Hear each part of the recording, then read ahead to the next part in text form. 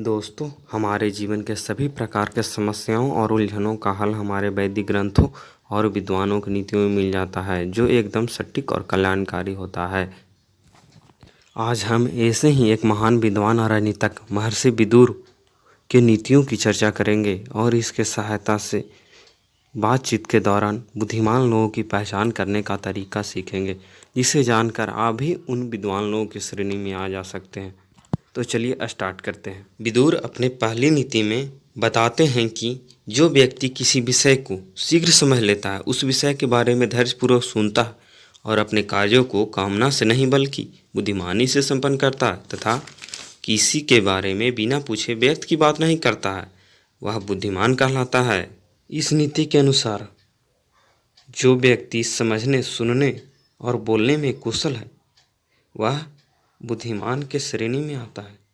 चलिए अब दूसरी नीति देखते हैं। विदुर की दूसरी नीति, जो व्यक्ति निर्भीक होकर बात करता है, कई विषयों पर अच्छे से बात कर सकता है, तर्क वितर्क में कुशल है और प्रभावशाली है, वह बुद्धिमान है। इस नीति के अनुसार अपनी बातों को अच्छी तरह से व्यक्त करने वाला व्यक्ति भी बुद्धिमान लोगों की श्रेणी में आता है। विदुर अपनी अगली नीति में बताते हैं कि जो अपना आदर सम्मान होने पर भी फूला नहीं समाता और अपमान होने पर भी दुखी व विचलित नहीं होता, वह बुद्धिमान है।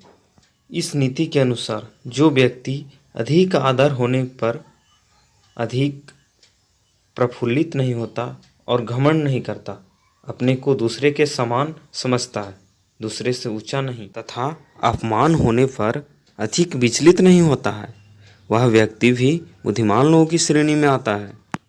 चलिए अब अगली नीति देखते हैं। विदुर अपनी अगली नीति में बताते हैं कि जिस व्यक्ति का निर्णय और बुद्धि धर्म का अनुसरण करती है और जो भोग विलास को त्याग कर पुरुषार्थ को चुनता है, वह बुद्धिमान है।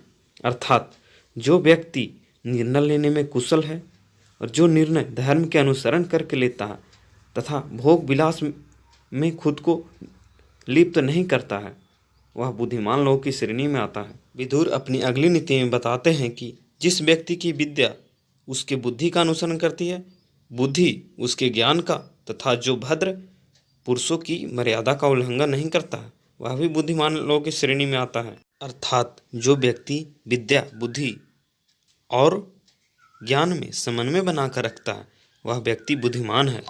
Thanks for watching. Please hit the bell icon and subscribe my channel.